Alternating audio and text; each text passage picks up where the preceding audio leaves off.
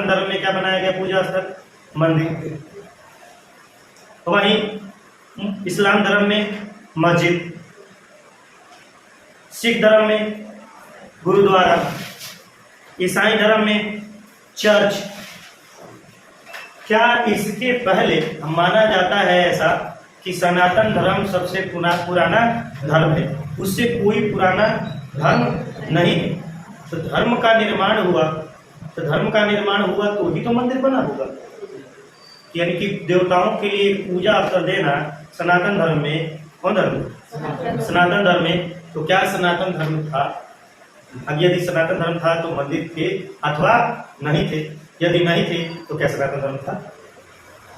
तो आज इसका चीज हम लोग देखेंगे कि क्या मंदिरों का अस्तित्व हड़प्पा सभ्यता में था या नहीं था, क्या पुरोहित उस समय थे या नहीं थे, इसको देखेंगे। तो मैंने लिखा भी है, मंदिर एवं पुरोहितों का अस्तित्व नहीं, नहीं, परंतु अभी भी देखिएगा संभावनाएं ऐसी हैं कि कुछ संभावनाएं ऐसे कि नहीं थी परंतु पूजा होता था, नहीं थी पूजा होता था। सोचने वाली बात है। तो क्यों नहीं थी, रीजन भी है। तो चलिए एक एक करके हम लोग देखेंगे। हड़प्पा सभ्यता में देवताओं के लिए मंदिर नहीं बनाए गए। कौन सभ्यता में? हड़प्पा सभ्यता में मंदिर का निर्माण नहीं किया गया था। किससे पता लगता है? उत्खनन के दौरान। कौन सा दौरान? उत्खनन के दौरान जब हड़प्पा सभ्यता की क्या हुई, खुदाई हुई, यानी हड़प्पा सभ्यता कहने से मतलब कोई एक जगह था नहीं। हड़प्पा सभ्यता कहने का मतलब मौजूद हड़प्पा, कालीबंग, लोथल, बनावली इत्यादि अन्य, इस सभी स्थलों पर जब खुदाई की गई तो कहीं से भी मंदिर के प्रमाण नहीं मिले। और मंदिर क्या है? तो यानी कि देवताओं का घर। मानव ने क्या किया है? देवताओं के लिए घर का निर्माण किया है, इसीलिए उसका ख्याल रखा गया है मंदिर। एक सरल भाषा में। परंतु हम लोग क्या कहते हैं, हमारा आस्था का विषय है और हमारे क्या है, पूजा स्थल है। मगर अगर साधारण शब्दों में कहा कि मंदिर क्या है, तो देवताओं का घर है और वहां पर हमारी क्या होती है, आस्था जुड़ी होती है। तो क्या हड़प्पा सभ्यता में मंदिर थे? तो मंदिर का अस्तित्व हड़प्पा सभ्यता में नहीं था। खुदाई के दौरान पाया गया कि मंदिर नहीं थे। हड़प्पा सभ्यता में ऐसा कोई भवन नहीं मिला है जिससे कि मंदिर का बोध हो। ऐसा कोई भवन नहीं मिला है जिससे कि मंदिर का बोध हो जाए। पुरोहितों का भी कोई स्पष्ट प्रमाण नहीं मिला है। जो पुरोहित राजा होते थे या फिर उसमें पूजा पाठ के क्या कार्य करते थे, उनका भी कोई स्पष्ट प्रमाण नहीं मिला। और स्पष्ट मतलब साफ रूप से नहीं कह सकते कि पुरोहित थे अथवा नहीं थे।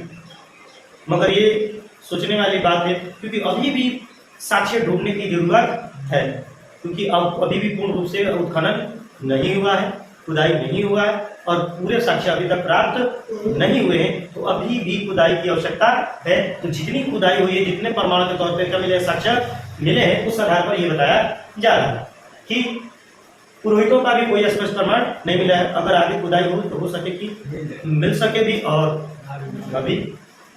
परंतु कुछ विद्वान मोहनजोदड़ो से प्राप्त पत्थर की मूर्ति को पुरोहित राजा मानते हैं। संभावनाएं खत्म नहीं हो रही है। एक मोहनजोदड़ो से, कहां से सर? मोहनजोदड़ो क्या है? पूरा स्थल। ठीक। तो मोहनजोदड़ो से एक पत्थर की मूर्ति प्राप्त हुई। कौन सी? पत्थर की मूर्ति प्राप्त हुई। उसकी डिजाइन को देखकर ऐसा लगता है कि वो पुरोहित राजा होगा और विद्वानों को भी मानना है कि ये हो ना हो पुरोहित राजा है। परंतु यहाँ देखिए थोड़ा स्पष्ट प्रमाण नहीं है, फिर विद्वान मान रहा है कि पुरोहित राजा है। तो स्पष्ट कहना है या न कहना है, दोनों में हम कह नहीं सकते, परंतु संभावना उससे जता सकते हैं कि ऐसा माना गया है। जो मूर्ति प्राप्त हुई है मोहनजोदड़ो से, वो कौन सा राजा है? पुरोहित राजा। हड़प्पा वासी मृत्यु उपरांत जीवन में विश्वास नहीं रखते, मतलब पूर्व जन्म। कौन सा पूर्व जन्म? जैसे हम लोग सनातन धर्म में पूर्व जन्म का क्या रखते हैं, हम लोग विश्वास रखते हैं कि जैसे कर्म करो वैसा फल मिली, अब फिर अगला जन्म में प्रभु आए।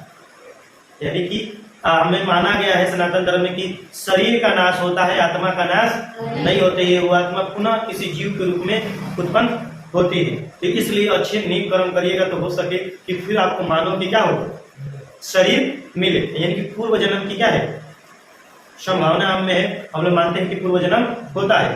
परंतु हड़प्पा सभ्यता के लोग नहीं मानते थे कि वो पूर्व जन्म पर विश्वास नहीं रखते थे कि मृत्यु के उपरांत कोई और से कोई जीवन उनको मिलेगा। इसलिए वो क्या करते थे, सावधान उनका देखिएगा, सावधान मतलब है नहीं सर, उसको दफनाने का तरीका कैसा जी, दफनाने का तरीका। तो उनके साथ देखिएगा कीमती वस्तु उनके साथ दफना दिए जाते थे। जो पुरोहित घर के या फिर बड़े धनी व्यक्ति के घर के होते थे तो उनके साथ कलाई बंद, बावरी बंद, गले का हार, उसके बाद तांबे का आयना, यानी कि बहुत सारे क्या चीजें, यानी कीमती चीजें उनके साथ दफना दी जाती थी।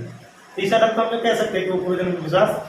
अब एक और बात हो गई कि सर इतनी कीमती चीजों को मर जाएंगे तो कैसे उपभोग करेंगे, मरने के बाद उपभोग होगा उस चीजों को, नहीं होगा। तो ये भी एक कंसेप्ट है। अब इसके भी आप सोचिए कि क्या हो सकता है, क्यों दफनाते थे। चलिए, भूत प्रेत और बुरी आत्माओं पर उनका आस्था वैसे थी, यानी कि वो भूत प्रेत मानते थे। क्या मानते थे कि हाँ भूत प्रेत और बुरी आत्मा होती है, इसलिए वे क्या करते थे, ताबीज पहनते थे। और कैसे कह सकते हैं सर, तो सर उत्खनन के दौरान बड़ी संख्या में क्या मिला है, ताबीज मिला है। इस आधार पर हम कह सकते हैं कि वे लोग हड़प्पावासी क्या करते थे, भूत प्रेत और बुरी आत्माओं पर विश्वास करते थे, इसलिए वो बड़े क्या करते थे, ताबीज पहनते हैं। और उत्खनन के दौरान बड़ी संख्या में ताबीज मिले भी है। बस समझ में आया, कोई डाउट है इसमें, नहीं ना। अब याद रखेंगे, मंदिर क्या हड़प्पा सभ्यता में उत्खनन के दौरान कोई मंदिर का प्रमाण नहीं मिला है, परंतु पूजा अवश्य होती है। जी, पुरोहित का कोई स्पष्ट प्रमाण नहीं है, परंतु एक मूर्ति मिला है जिससे लगता है कि वो पुरोहित राजा होगा।